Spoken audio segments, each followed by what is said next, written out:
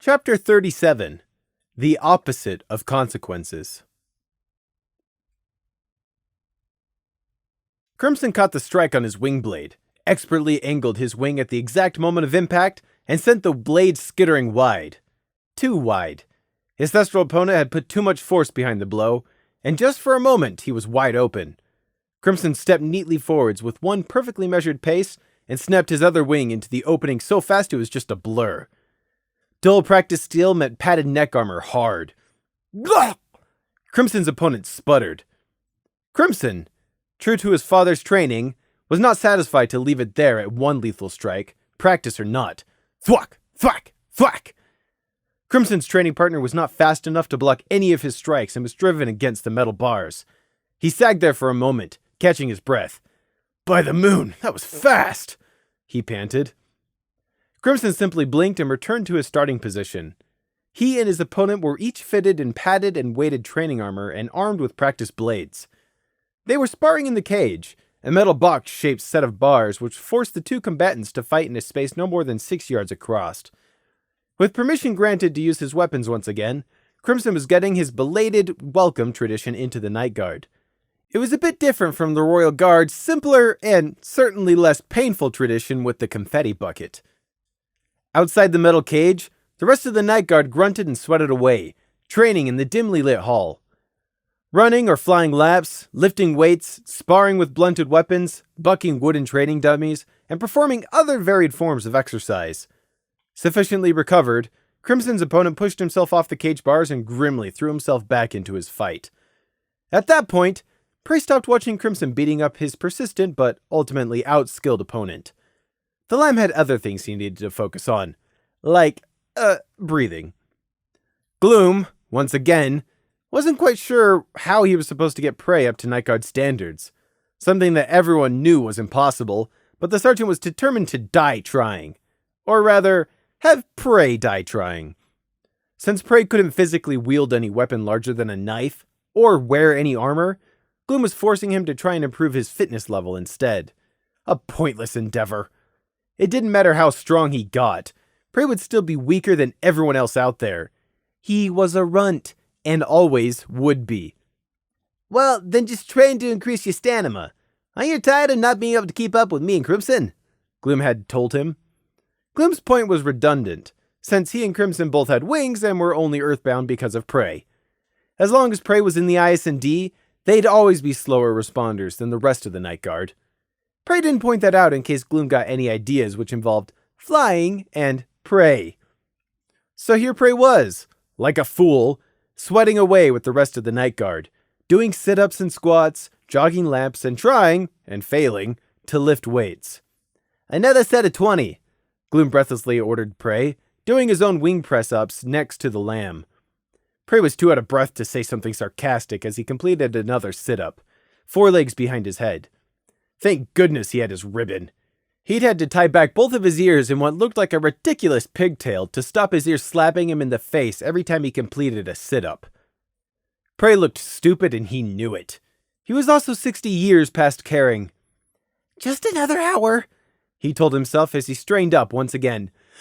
1 more hour, and T-Bay will end, and I can get a shower and go to sleep. He didn't even care if they didn't go to get something to eat from the mess hall first. He was just so sick of this. I can think of 50 better things I could be doing right now.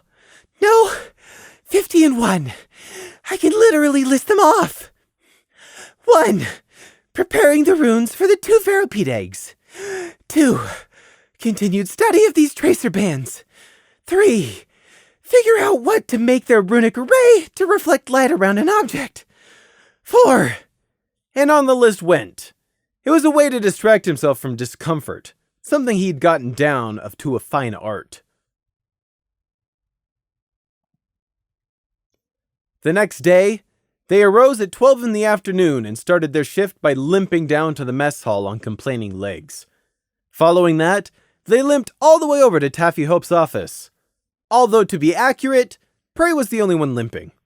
Gloom and Crimson seemed only mildly strained from the after effects of the intense training day. Bastards! Gloom visibly did not want to be here outside Taffy's office. His thoughts were making no secret of the fact either, but there was no getting out of the mountain of paperwork awaiting them. So with a hope and a prayer, Gloom reluctantly knocked. Taffy's magic pulled the door open. Inside, the short, frizzy unicorn in question was sitting at her cluttered desk, scribbling away with a levitated quill, a mug of coffee, and a steely-eyed focus. "Do please come in," she called without looking up. "Good afternoon, Taffy, ma'am," Gloom said, trying not to sound resigned. Taffy's quill froze and looked up as she recognized that paperwork-dodging swindler's voice. An enormous grin lit up her features. "Sergeant Gloom, so good to see you. Or isn't it Sergeant First Class now? And you didn't come tell me, "We've been a little busy, ma'am," Gloom defended himself. "Too busy to come sign your own promotion papers?" "Yes, very busy, as I said." "No, you said a little busy. A little is not very. And busy doing what anyways? Setting fire to lumber yards?" "What? No, we did not set fire to anything, no matter what the newspapers say. That was a salt worker who knocked over a burner," Gloom responded. "Hang on, why do you think that was us?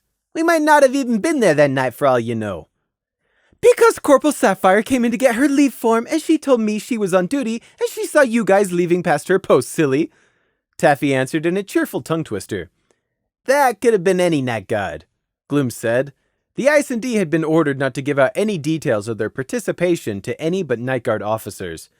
"No, it was definitely you guys. How many other squads in the Night Guard have a Pegasus?" "Ma'am, there are definitely others too." "And a sheep in them," Taffy finished, arching one eyebrow mischievously. Gloom kept his face blank, hoping that Crimson and Prey had the sense to do the same. "I can neither confirm nor deny that. If you want to ask anything, I'll have to direct you to Captain Nighthawk." "Ha! So it was the IS&D! Knew it!" Taffy exclaimed, thumping the tabletop. Then she frowned as the stack of papers overbalanced and cascaded to the floor. "Phooey!" Her horn lit up orange as she began to reassemble the fallen pile. Prey backed away from the display of magic. Gloom, however, leapt up on the opportunity while Taffy was distracted. "Lieutenant Sarah Wing said there was a file we needed to pick up. Might I please have it, ma'am?" "Not so fast, Sergeant First Class Gloom! You still got a huge bundle of paperwork and forms to sign. I'll trade you once you're done, and not before." "Was worth a try," Gloom sighed. "All right, ma'am, you win. Where is it?" Gloom asked morosely. Prey, who could hear his thoughts, knew that the Thestral was not as put out as he let on. In fact, he was almost relieved. "Still the same old Taffy. Murderous griffins, salt, and bodies, but this hasn't changed." "And, Crimson, you too got promoted to Private First Class a while back, didn't you? Well done! Your paperwork came across my desk. Hang on, I'll just get it and you can sign that too." Taffy smiled at the Pegasus. "So tell me, what have you guys been doing? Being in a special division, you must see lots of interesting stuff." Crimson blinked slowly at the enthusiastic mayor, perhaps thinking over all the stress and near-death experiences of the last week. "We have been doing Princess Luna's work," he finally decided to answer. "What? Is that it? Come on, there must be lots more juicy details. Not all of them can be secret." When Taffy's attempts at extracting more information from Crimson failed, the unicorn turned her questions on Prey, much to the lamb's distress. Of course, Prey valiantly tried, and liked to think he succeeded, in hiding his fear of the unicorn and the magic she possessed. Never showed weakness. His masterful act of normalcy did have the undesired consequence of meaning everyone thought it was perfectly alright to leave Taffy questioning Prey while they got on with their paperwork. Prey had to fight down the continuing rise of an irrational need to flee. Taffy blithely asked him one question after another, while her aura continued to float papers and quill around, and Prey felt increasingly like he was getting backed into a corner. Prey tried giving her short, closed-ended answers in the hopes of dissuading her, but she just kept talking. "Won't stop! She won't stop talking! Why won't she just leave me alone?" "Okay, calm down. You've been this close to a unicorn before, and recently too. Taffy isn't hostile, and there's no need to panic," Prey told himself. It wasn't helping. Just then, someone knocked on the door and pushed it open without waiting for a response. "Taffy, I've got the Day 2 files here. Sandy wants to know how soon you can..." Pardon me. The unicorn stallion dressed in the pale khaki uniform of the office staff stopped on seeing the IS&D. He hid it well, but inside he thought some very unflattering things. Prey, unnoticed on the side, backed further away. "Oh, it's no trouble, new star. Just leave them here and I'll have them by the end of the day," Taffy chirped. "I'll come back later then," the stallion said, levitating the papers across while already heading back out. Prey seized the opportunity. "I find myself suddenly needing the toilet. Excuse me," Prey announced, jumping to his hooves and rushing out the closing door before Gloom or Crimson could say anything. Taffy had no choice but to pause mid-flow in her ceaseless barrage of questions as her target escaped. She pouted at the wooden door closed, separating her from the cute little distraction from the drudgery of my day job. Gloom blinked at the sudden cease of chatter, looking up as his ears caught up with what Prey had said, as he realized the lamb had made an escape, which meant him and Crimson were the only ones left in Taffy's sights. Moonblight. On the other side of the door, Prey breathed a silent sigh of relief and calmed himself. Gloom probably wouldn't be happy about Prey just leaving without asking permission, but Prey didn't care, since it got him away from Taffy before the unicorn went too far and used magic on him. "I left Crimson behind with Taffy, though," Prey thought guiltily. Prey pushed himself away from the closed door. He'd said he needed the toilet, so he should probably head that way in case Gloom came looking for him in the next 10 minutes.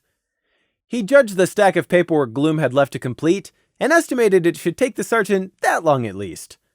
Prey glanced both ways up and down the corridor, and hurried off before some other unicorn came looking for the liaisons officer. The logistics section of the palace existed more or less as 2 long corridors, running from one end of the lower palace to the other, like a divide. The guard section was on one side, and the normal palace on the other. The logistics section existed as the stretch of beach between the land and sea. This placement was no doubt to accommodate effective communication between the logistics staff and the political aspects which went on inside the gold and finery of the upper palace. It was quite easy to notice when you crossed this metaphorical strip of sandy beach from one side to the other. The uniform white marble and plank floors of the guard section changed to the wide red carpeted corridors, with golden patterned columns and tall satin curtained windows everywhere. Obviously, in a palace of this size, with this many people coming and going, a wide scattering of bathrooms and toilets were required as a necessity of nature. And the closest toilet was just outside the logistics section, and barely inside what would be the royal palace. Prey headed there, since he didn't have to worry about running into any pony nobles, because they wouldn't deign to leave the center of the palace where the opulence was at its height. Plus, at this time in the afternoon, there wouldn't be any servants or maids passing through on their routes either. Come 6 in the evening, however, and the palace corridors would be swarming with servants like a kicked termite mound. The amount of work needed to keep Canterlot Palace in its pristine condition was simply mind-boggling. Family generations had grown up, worked, aged, and passed on their professions to their children all within the palace. But that was neither here nor there. The point was, Prey should have been able to make the half-minute trot to the bathroom without having to cross paths with any infuriating ponies. Should have. Prey slowed, frowning. There was a large floor-to-ceiling bay window coming up on his right, the sunlight flooding in, making the marble of the corridor sparkle. That wasn't what caught Prey's attention. This set of bay windows had a glass door set in their middle, which was open. The door led out onto a small stone balcony. Prey silently moved up to the edge of the bay windows to check who was outside.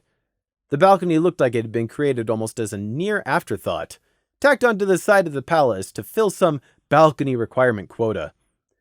The balcony was rather plain, and looked like no one ever used it, slivers of wet green moss showing between the paving slabs. There was no view to speak of, every direction blocked off by the soaring walls of the surrounding palace, although Prey supposed that also meant that no one would look in on you either. The balcony must only ever get a few hours of sunlight a day, when the sun was high in the sky like now. Prey peeked out. There was a single gray stone bench occupying almost all of the small balcony. On it sat a lone white mare, her head bowed as she quietly sat. She wore a stylish red silk dress of some regard, and her mane and tail were done up in enormous golden ringlets. She shifted, raising her head to look up at the blue sky, and Prey saw the straight spiral of her horn rise into view. Disgust and trepidation immediately suffused Prey as he pulled back. A unicorn! Never mind, he'd go back and wait for Gloom to finish. The possibility of running into some other unicorn was better than the certainty of having to pass by this one. Prey turned to leave, but then he stopped, his hoof faltering. He cocked his head, not at anything physical, but to something only audible to him as a mind reader. He listened for about 15 seconds, and then all at once a vicious smile of pleasure twisted his lips. "Oh, but this is wonderful to hear. What are the chances?" What had made Prey happy was not anything wholesome, but rather the suffering of another. It was cruel. It was spiteful. It didn't give him any true happiness, but it was close enough. The world wasn't fair. It took and kept taking and hurt you. So when the world finally served up even a sliver of what you'd endured to someone more deserving, it helped soothe the jealousy and made the bitterness sweet. The unicorn mare in front of him was wallowing in self-pity and sorrow. She didn't look like it on the outside, but inside her thoughts were despairing. She hated herself. She felt weak, powerless, and pathetic. How did Prey know? Because she was calling herself those very same names in her head. One of the reasons why? This unicorn mare was a magical cripple who couldn't even open a door with her magic. Her own self-deprecating words, not his. What was Prey going to do with this knowledge? He was going to enjoy this unicorn's suffering. He had some time to kill until Gloom came looking for him.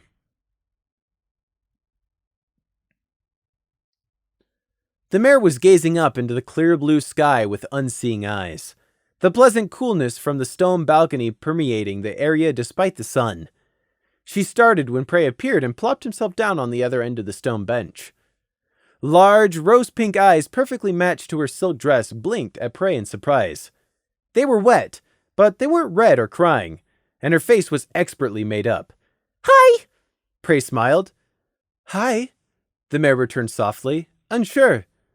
"Who are you, little filly?"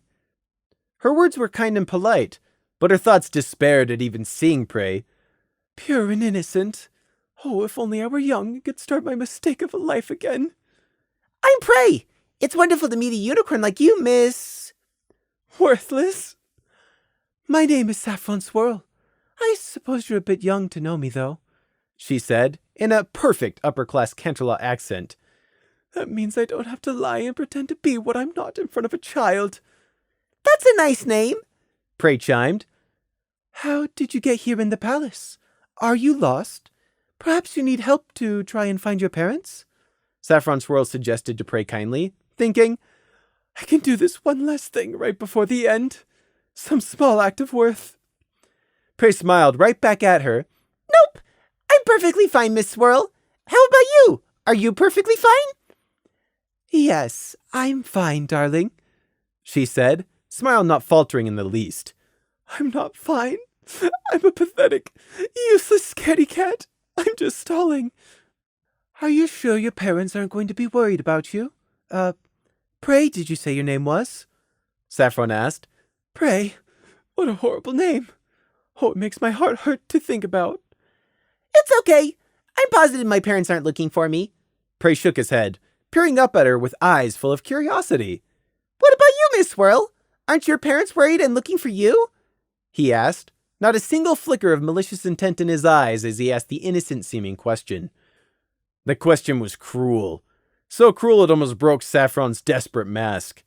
Prey knew how to hurt the unicorn. "I'm a disappointment. A disowned mistake. They wanted a better daughter than me." Saffron held it together, though. Nothing showed on her heart-shaped face. "Oh, I'm a grown pony. Your mama and dada don't need to chase after you all the time when you're all grown up." Prey's teeth showed in his smile. "I'd love to grow up. Are both your parents unicorns just like you?" "Why, yes they are. Pure-blooded for centuries," Saffron said with a wan smile. "And I'm a disgrace to them. Pure-blooded failure, more like. One who can't use magic." "You're a noble? And a unicorn? And you've been in Canterlot so long? Wow, you must be amazing at magic then. Prey said in wonderment, enjoying the misery he was causing the mare. Well, sometimes I suppose. She trailed off, looking back up at the sky so she didn't have to look at Prey. And now I'm lying to a filly. I am despicable on top of being worthless. Wow! Prey repeated again, stars in his eyes. I've always wondered what would have happened if I'd been born a unicorn. I could live in Canterlot, where all the rich ponies live, and I'd have magic just like you. Oh no, here it comes. Saffron thought in dread. Show me some magic, Miss Saffron Swirl, please! I'm sorry, but I can't right now. Perhaps another time. I'm a worthless liar. Pretty please, and just for me. Another time. Good things come to those who wait. I need some time to prepare. It'll be worth the wait, I promise, Saffron said, smiling down at Prey. Liar, but it won't matter by then. It'll all be over. What's one more little lie at this point? Aww, all right then. But you promise another time, Prey insisted, twisting the knife. Saffron hid the swallow she had to choke down before she could speak. Yes, I promise. I'll come and find you and your family when the time comes, all right? She said softly. I'll wait for you then, Miss Saffron. Please don't take too long, though, please. I won't, Saffron lied. I'm such a bad mare. Disappointing a filly on my last day. Oh, why am I so useless? Her long eyelashes quivered briefly, but not in any breeze. Her mask was starting to slip, just the slightest bit. Prey kept digging, enjoying tearing her down. She was a unicorn. She deserved it. You're very pretty. Are you an actor? I bet you must be very famous if you are. Close. I'm a model, actually. That means I wear clothes ponies design on stage, Saffron answered, trying to keep her smile up. I'm a fake. They all look up to me, but I'm not the pony they want me to be. I'm worthless, weak, liar. So you are famous then? Prey asked, leaning forwards. I suppose I am, Saffron said, smiling indulgently. Fake, fake, fake, fake. Loads of ponies must look up to you. That's very flattering, but I'm hardly the only model on stage. There are lots of others as well. Saffron waved it off. Deceiver, liar, fake. But you're so great. There must be loads that look up to just you. Prey pressed. Maybe. I can only hope. Hope that they can hate me less when I'm gone. They must love you, Prey enthused. Oh, I don't rightly know. She shrugged off hoofedly. They've never seen the real me. They wouldn't love me then. So what are you doing out here by yourself, Miss Saffron? Prey asked brightly. It's a beautiful day. I'm enjoying the warmth of the sun with some peace and quiet. Getting up the courage to finally decide how to end it all, Saffron answered in her head. Oh? Why's that? Prey asked. Sometimes grown-ups just want to be alone, I suppose. She shrugged, golden curls rising and falling. Because I'm a failure. I should have been born an earth pony, because it's easier to die than to keep living this lie. Prey leaned back on the bench. This mare was utterly pathetic. Seeing how far she sank every time he asked even a simple question disgusted him. The world isn't fair, so you've decided that's enough an excuse to leave?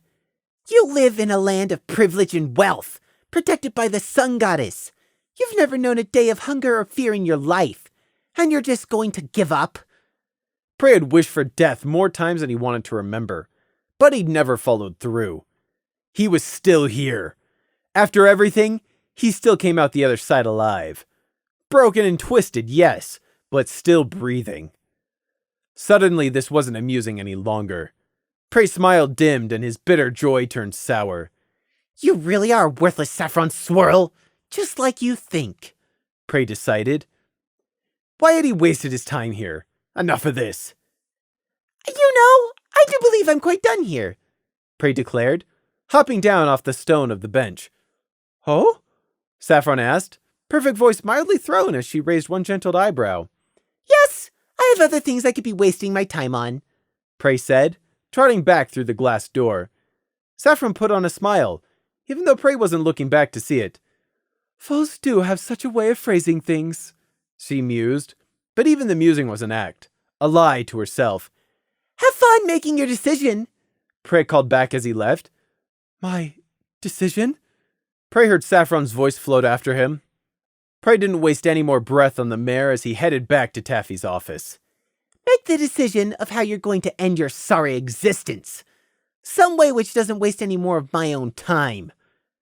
Saffron Swirl, a failure of a unicorn, here 1 minute and quite literally gone forever the next. What a disappointment. As a magically crippled unicorn, I can't even take any satisfaction in knowing that soon another one of Celestia's chosen will be no more, since she doesn't count. His mouth tasted bitter. Arriving back at the IS&D office, Gloom passed the file Taffy had been holding hostage over to Prey. What does it say? Prey asked, putting the file down on the floor so he could open it. Paperwork. Prey looked at his sergeant. Yes, but what is it about? I told you, paperwork. For you to do, Gloom said. Teach you to abandon me, to have to deal with Taffy all by my lonesome. I need a break from paperwork. Prey gave an exaggerated, long-suffering sigh and began to read the file. Crimson came over to see what it said as well. Prey shuffled out of reach, but didn't protest the Pegasus reading over his shoulder. It's just a follow-up incident report, Crimson announced. Well, there's a bit more in it than just that, but essentially yes, Prey said, speaking out loud for Gloom's benefit. A follow-up on what specifically? We've got a lot of old incidents on file, Gloom said, looking at the stacked IS&D shelves. That one about the disappearances in the village over the mountain, Prey said. Not ringing any bells. What's the village name? Mayflower, Crimson read off, answering for Prey. Mayflower, Gloom mused. No, I must have forgotten. Remind me. 3 months ago, 15 ponies vanished from Mayflower without a trace. The Royal Guard went out and searched, but couldn't find anything. No tracks, motive, or bodies. This was a murder investigation, Gloom asked, looking up sharply. 15 ponies? No, it's a disappearance report. But for 15 people. In the end, the guard had no choice but to return empty-hoofed. It says here that House Fell even funded a small search expedition when someone petitioned them, but no luck. Some pony. Why, though? Why did they fund the search? It doesn't say. Charity, flight of fancy, a vested interest. What's a few thousand bits to a noble house? Prey shrugged. Well, since the village was one found, I don't suppose it really matters, Gloom sighed. Crimson glanced at the map they had on their wall, looking for the name village. However, this map only included the lands inside the borders of Equestria, and thus, he couldn't find it. Crimson flicked his wing and turned to Gloom. Sir, 15 ponies is a lot. Surely they could have found them with scrying. I mean, I have heard that magic can be used to find anything or any pony. I understand a small village may not have skilled unicorns, but surely Canterlot would have used some of their own, sir. Gloom stared, bowled over. That's right. Why by Lunastar and Maine haven't they done that already? How's nobody thought of this already? Gloom thought in outrage. Prey raised his hoof before the sergeant could grow too incredulous. He waited until he had both of their attention. Why? Well, that's simple. It's for the very same reason we didn't use divination to find Rocky Bed, or scry who was starting the riots, or who the salt dealers were, or who Gara was. Because none of us are unicorns? Crimson suggested. True, but no. For that matter, it's the same reason why the guard doesn't solve every single crime immediately. And also why they couldn't use it to track down the Resistance's camp during the war, Prey privately added in his head. So it's because they can't, Gloom realized, calming back down. Oh, that makes sense. Damned if that wouldn't be convenient, though. Why can't it be done? Crimson asked. If you know, I mean. Prey took a moment to clear his throat. All right, better not appear too knowledgeable here. Just provide a concise answer instead. I'm no expert, He started by covering himself. but divination doesn't work like that. From my understanding, it's very imprecise, inaccurate, and often just plain wrong. And the biggest limiting factor is you can't scry what you don't already know. Much like how a unicorn can't, unassisted, teleport to an area they haven't been before or can't see. Can't scry what you don't already know? Gloom repeated. Prey nodded. Take Rocky Bed, for example. No pony. No one had met him. Familiarity begets clarity. They had a photo, but that would only be enough for a tenuous link at best. Even if there'd been a unicorn skilled enough in divination to try, and even if the spell had worked, probably all they would have seen would be the same photo they'd tried to scry him from. Or if they were very lucky, they would have actually seen Rocky Bed, and that's it. Prey made a poofing motion in the air. Rocky Bed! That's all. They wouldn't even seen his surroundings. If anyone else was with him, if he was tied up, if he was awake, what condition he was in, or if he was even still alive. Prey shrugged. Simply put, it's very limited. A skilled diviner might be able to scry their own house, and maybe see their family if they were inside. But if there was an intruder, they wouldn't see anything. Or perhaps they would. A blank space, maybe? Or not. Who knows? It's apparently different for everyone. Every pony, Gloom corrected. Whatever. Prey dismissed. That was quite the detailed explanation. Did you look into divination before?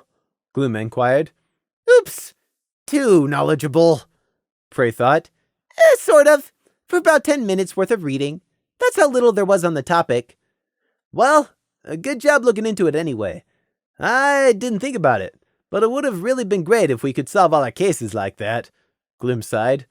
Sure. That's why I was looking into it. To help solve crimes. Well, good try, Crimson, but it seems that idea is dead end, Gloom said, turning back to Prey. So, that report? He prompted, nodding to the file still in the lamb's hooves. Right. Anyway, this follow-up report is from the couple of Royal Guard scouts sent to Mayflower to see if anything had changed, or if any of the missing ponies had returned, Prey said. The guard went all the way out there? 15 ponies is a lot, but surely the villagers would have reported if anything had changed, Crimson said. No, remember, it's on the other side of the Ridgeback mountain range. There's no fast or reliable form of communication. Something could quite easily have changed, but no one took the time to report it to a guard force who weren't able to do anything about it the last time, Prey explained, flicking through the report again. Things are different over the mountains, he added in a mutter. Gloom frowned at Prey's disparaging tone about the Royal Guard, but didn't chastise him. So, did anything change? He questioned. Prey closed the file. Nope, they're still missing. No new developments. Gloom grimaced. That's most unfortunate. File it on the shelf with the first one, whatever that is, he said. What could have caused a whole 15 ponies to disappear? Luna watch over them wherever they are. Didn't you say your home village is over the mountains too, Prey? Crimson abruptly asked. Yes, but over the mountains is a big place and there's more than the one range. I don't come from anywhere near Mayflower if that's what you're asking. If the guard haven't found anything and nothing's changed, then there's little more we can do, Prey said, deflecting their attention as he closed and went to file the folder. Anywhere near was subjective to what you counted as near.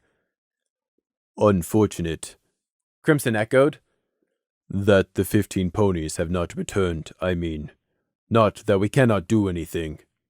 He paused. Although, that is unfortunate too. There are too many of these types of files on the shelf, Gloom muttered quietly, because those are the ponies who need the Night God's help the most. Unfortunately, wishful thinking never changed the facts. There was nothing further the three of them could do. So they returned to working on other, more solvable and mundane cases. At lunch, or everybody else's dinner, they had a fight. They, in this case, being the Royal Guard and the Night Guard. The IS&D weren't there to see what started the fight in the mess hall. They only missed the beginning by about 30 seconds, but by then things had already escalated.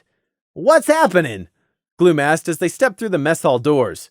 His voice was lost under the rising shouts. "Get him! Get him! Stop it! You're gonna get us all in trouble! Watch out, Barry, from the left!" The cheers and shouts were coming from the Royal Guards. Their opposites in the Night Guard were barely making a sound as they squared off against each other across a cleared impromptu circle. In the middle of the circle, 4 ponies were duking it out on top of a long table, trays and plates discarded. 2 Thestrals, obviously Night Guards, against a unicorn and a Pegasus. Prey's heart jumped and he immediately started looking around for cover in case magic started getting thrown around indiscriminately. It was more a brawl than a real fight. All the combatants were armored, but none were armed, although in the unicorn's case that hardly mattered. However, none of them were really trying to kill each other, just hurt lots. "Get him! Get him!" One of the Thestrals was locked in a wing grapple with the Pegasus, each straining to overbalance the other. "Teach you to stick your tail where it's not wanted!" The unicorn was using his blue aura to easily keep his opponent out of reach, throwing the Thestral all over the table.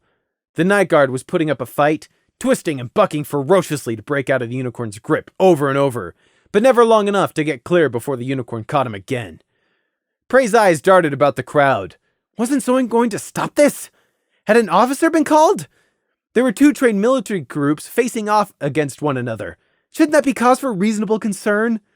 The Royal Guards heavily outnumbered the Night Guard, and had unicorns to boot. Prey looked at Gloom, scared that the sergeant would want to do something responsible, like try to fly into the middle of it and stop the fight. Unfortunately, from the set of Gloom's jaw, it looked like that's exactly what he was planning. "Don't!" Prey began, but Crimson was already preemptively moving past them towards the fighters. Prey's eyes widened. "No! Crimson can't get involved! I've got to keep him out of danger! I owe him!" But before Crimson could, a pony pushed his way out of the crowd and leapt onto the table between the 4 guards. "Stop it! Stop fighting!" he shouted, rearing up and shoving out a hoof in each direction to separate them. The Earth pony seemed familiar to Prey. The Royal Guards were momentarily stunned that one of their own would intervene, so much so that the unicorn dropped his telekinesis. The 3 Thestral was back on his hooves in a heartbeat, poised to resume fighting. The crowd shouted their discontent. "What are you doing? Get out of the way of the fight!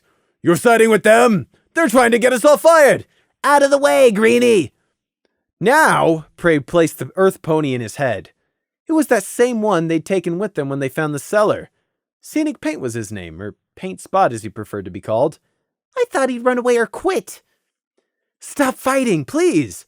This is silly! Why are we fighting? We all serve the princesses, don't we?" Scenic Paint called out. He did not look at all comfortable with the judicatory role he'd thrust himself into. The Royal Guard angrily shoved Scenic aside. "You're embarrassing yourself, Greenie! Get out of the way!" Scenic Paint swallowed visibly, but he stepped back into the unicorn's path. "We shouldn't be fighting." "We didn't start any fight!" the Pegasus interjected hotly. His nose was bleeding.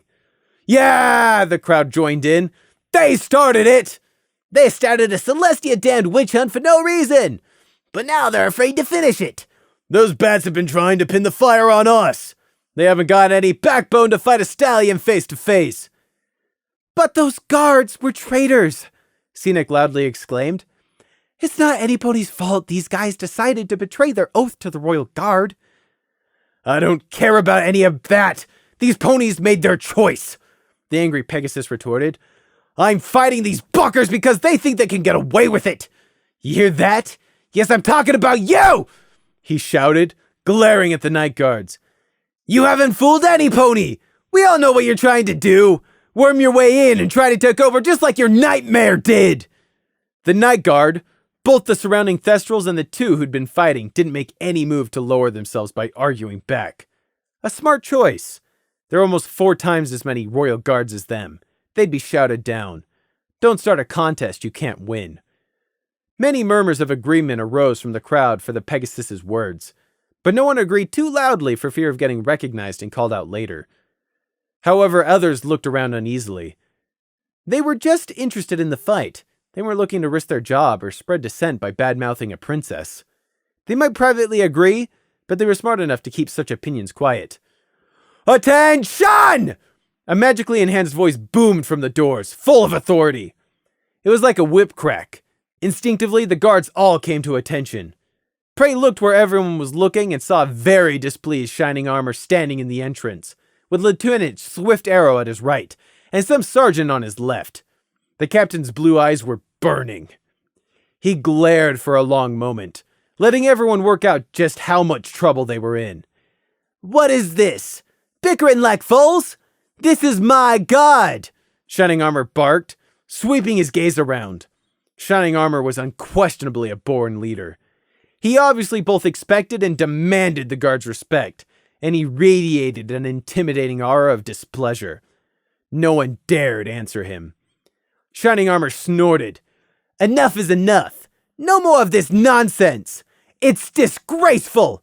Didn't you learn as fools? If you can't say anything nice and get along, keep your traps shut." The Royal Guards looked embarrassed, and their hastily adopted max of stoicism did a poor job of hiding it. In their turn, the Thestrals coolly regarded Shining Armor. They also stood at attention, and although they offered no hint of a challenge, it was obviously they were not cowed. Shining Armor was not their captain. They served Nighthawk and Luna, and no one else. "Clean this up," Shining ordered into the deafening silence, indicating the table. "And you 5, you're now suspended. Follow me." "Me?" squeaked Scenic Paint, who'd only been trying to stop the fight. "Did some pony say something?" Shining Armor roared. Scenic's ears went straight back and he froze.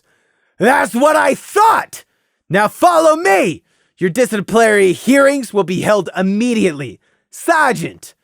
Shining Armor turned to the unidentified unicorn on his right. "Go and get Captain Nighthawk. Tell him to meet me in my office. These troublemakers will be waiting for him to join us." No one said a word as the 5 unfortunates stiffly got down off the table and filed out after the furious captain. Lieutenant Swift Arrow, who had been remained behind to clean up, was fuming. "Disgraceful, the lot of you! I was led to believe you were the finest Her Majesty had to offer. I hear some ponies have ambitions of getting into the Solar Guard. Well, you can just forget about it after this shameful display. Disqualified and kicked from the program on the spot! Fools throwing your toys out of the pram!" He ranted at them. That was just the start. He went on for a full 15 solid minutes, seemingly without needing to breathe as he slated all of them, regardless of rank and position for this foolery. Finally, he seemed to run out of steam, or perhaps just patience, because he left. Silently, the 2 Night Guard sections returned to eating, not looking at one another. The only one who seemed to have enjoyed the guards dressing down was Cookie.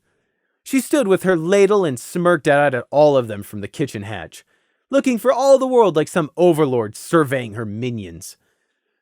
The animosity between the Royal Guards and Night Guards was coming to a head. What was going to happen now? What would the IS&D do if the Royal Guard specifically turned their anger on their unit, the ones who had conducted the investigation? Possibly nothing. Possibly something. Prey had always known pony racism wasn't something which could so easily be overcome with something as simple as an order to integrate from Luna.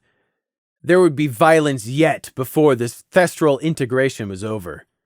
The only question was, would it be now, or would it successfully be delayed again? Prey anxiously glanced at Crimson, a Pegasus throwback who grew up as a thestral and was rejected.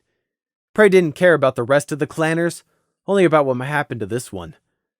Crimson was just the type to stand up for what he believed in. That worried Prey. He couldn't see Crimson backing down from doing what was right, even if it faced with a unicorn. The Royal Guard wasn't filled with magical failures like Saffron Swirl, like she was. "Don't do anything suicidal, Crimson. Please," Prey thought. The oppressive silence over the mess hall continued. Prey put the finished paper he held down. "Another what?" Prey glanced sideways to Crimson, whose blank look proved he'd heard their sergeant right after all. Crimson had his helmet off. He didn't have the green stone main band Prey had given him. In fact, Crimson hadn't worn it at all yet. "Why, sir? I mean, why does Captain Nighthawk feel this is necessary?" Crimson asked. "Short answer," Gloom sighed, rubbing his eyes. because of the fight in the mess hall. The Night Guard has got to prove we aren't showing any favoritism. So now we've all got to get investigated too. That won't go down well with either side. The Night Guard has only recently been reconstituted. So how could it they've been part of the salt trade? And the Royal Guards won't like it because when we don't find anyone in the Night Guard guilty, they'll just accuse us of favoritism. Prey said bluntly. It's any pony, Prey. And I said we. I meant we're the ones that are gonna get investigated. As in, the entire Night Guard. By the Royal Guard, Gloom said. That's going to go down even less well, Prey summed up. No, Gloom agreed, lip curling in distaste. It's not. In fact, I think you're significantly underselling how less well it's going to go down. I'm assuming that any Royal Guard investigators are supposed to be impartial, right, sir? Crimson asked. Yes, just like we were, Gloom answered. That's not going to happen, is it, sir? Crimson asked flatly. Nope. And guess who's going to be first on their target list? Prey piped up with sarcastic cheer. I'm betting it's the ISND. Oh, really? I never would have guessed. Gloom returned just as sarcastically, slumping in his chair. None of his frustration was aimed at them, but rather at all of their inter-guard political conflicts that he could see coming in the near future. And we're inevitably going to end up getting involved in something way beyond our experience again. Luna, damn it. The news came that Seashores had died. The critically injured mare had awoken unexpectedly from her coma in the night. It was assumed she'd panicked, disoriented in the dark and high on drugs, and she had pulled out her wires and tried to run. In her delirium, Seashores never noticed her hoof was cuffed to the bed. Seashores was found dead in the morning by the nurse, twisted face down and dangling by one leg. Gloom hadn't known what to say to Prey. Neither had Screech, who delivered the news. Could her death really be attributed to Prey? Could he reasonably be blamed? Prey hadn't forced her out of bed, but he'd been the reason she was in the hospital in the first place. Did that make a portion of the blame his? If so, how much? 50%? More? Less? I don't know, Gloom thought. I don't know what the right answer is. I don't think there is one. Gloom didn't say anything either way, either to assert his innocence or to express his regret. He would have, if asked, but no one did. So the skeleton was pushed into the closet, and by silent agreement, left there to accumulate dust.